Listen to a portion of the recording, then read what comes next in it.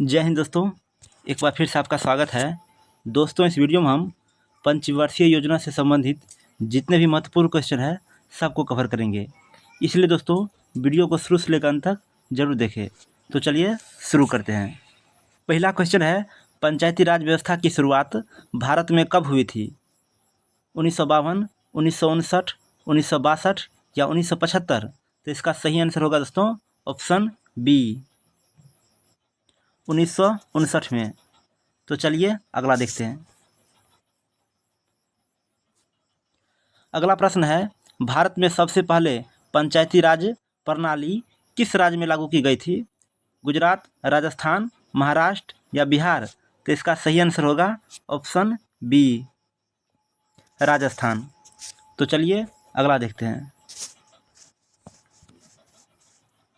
अगला प्रश्न है, राजस्थान में पंचायती राज की शुरुआत किस स्थान से हुई थी? जयपुर, नागौर, जोधपुर या कोटा? तो इसका सही आंसर होगा ऑप्शन बी, नागौर से। तो चलिए अब अगला देखते हैं। अगला प्रश्न है, पंचायती राज व्यवस्था को संवैधानिक दर्जा किस संविधान संशोधन से मिला?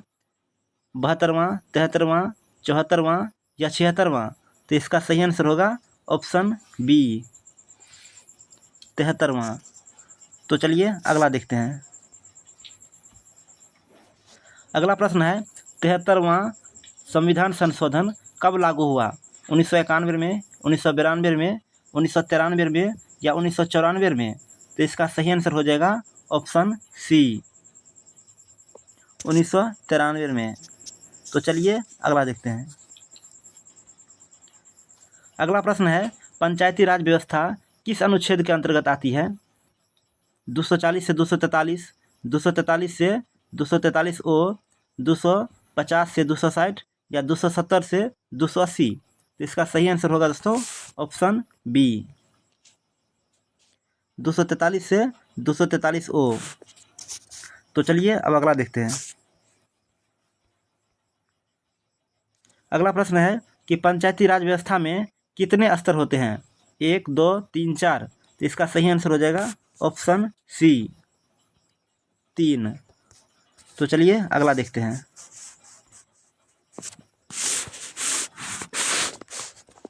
अगला प्रश्न है,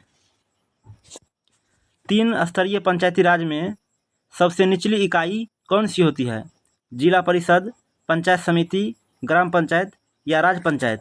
तो इसका सही आंसर हो जाएगा ऑप्शन सी, ग्राम पंचायत।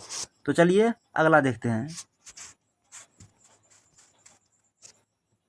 अगला प्रश्न है, ग्राम सभा में कौन कौन से सदस्य होते हैं? सिर्फ सरपंच, सिर्फ ग्राम पंचायत के सदस्य या सभी वयस्क नागरिक या राज्य सरकार के अधिकारी? तो इसका सही आंसर हो जाएगा ऑप्शन सी, सभी वयस्क नागरिक। तो चलिए अगला देखते हैं।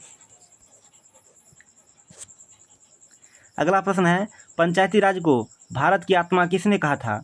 पंडित नेहरू, महात्मा गांधी, डॉक्टर अंबेडकर या लाल बहादुर शास्त्री? तो इसका सही आंसर होगा ऑप्शन बी, महात्मा गांधी। तो चलिए अब अगला देखते हैं। अगला प्रश्न है, भारत में पंचायती राज व्यवस्था के जनक किसे माना जाता है? डॉक्टर राजेंद्र प्रसाद, बलवंत राय मेहता, महात्मा गांधी या जवाहरलाल नेहरू? तो इसका सही आंसर होगा ऑप्शन बी, बलवंत राय मेहता। तो चलिए अब अगला देखते हैं।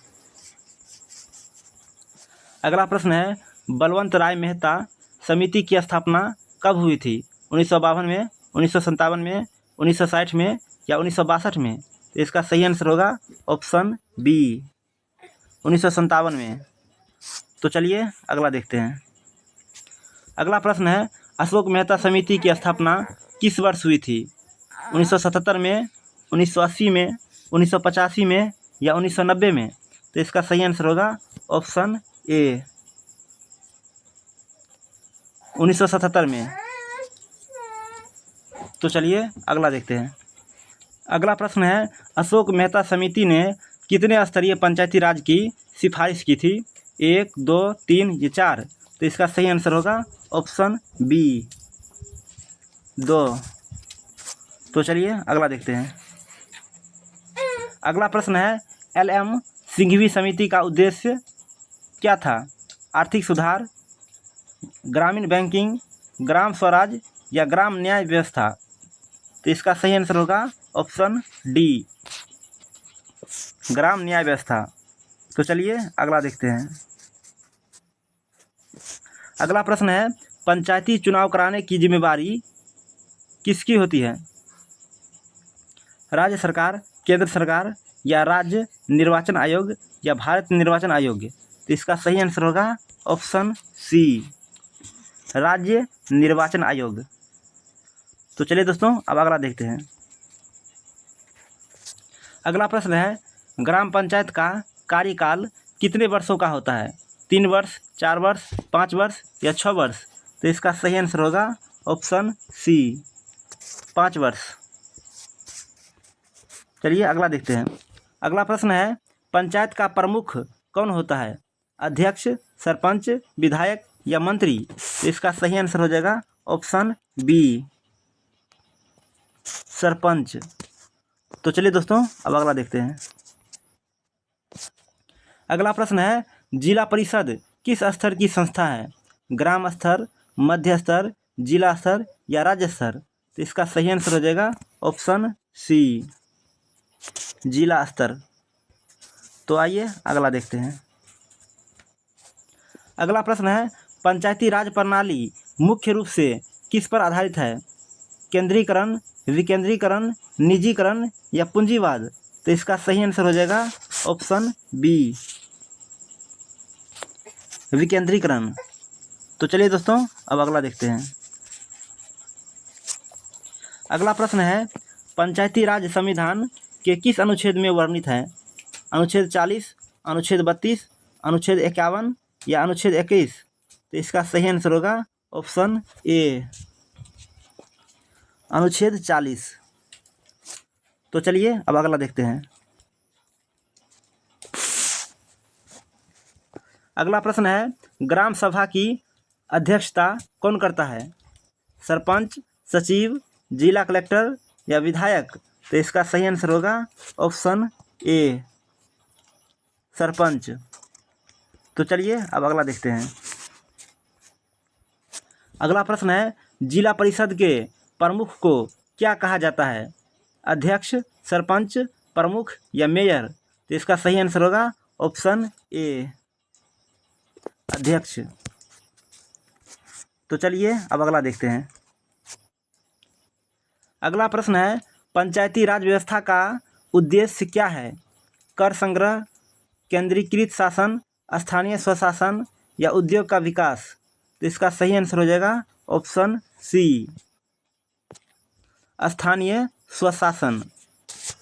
तो चलिए अब अगला देखते हैं। अगला प्रश्न है, ग्राम पंचायत की आय का मुख्य स्रोत कौन है? राज्य सरकार, केंद्र सरकार, स्थानीय सरकार या विदेशी दान?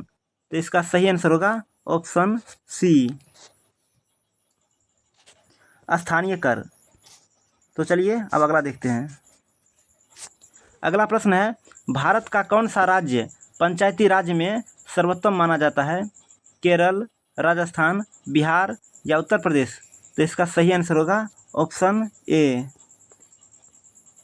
केरल। तो चलिए अगला देखते हैं। अगला प्रश्न है, पंचायती राज किस देश की प्रेरणा से लागू किया गया? अमेरिका, फ्रांस, ब्रिटेन या स्वयं भारत की परंपरा? तो इसका सही आंसर होगा दोस्तों ऑप्शन डी, स्वयं भारत की परंपरा। तो चलिए अब अगला देखते हैं। अगला प्रश्न है, ग्राम पंचायत को हटाने की प्रक्रिया कौन करता है? राज्यपाल, जिलाधिकारी, ग्राम सभा या राज्य सरकार?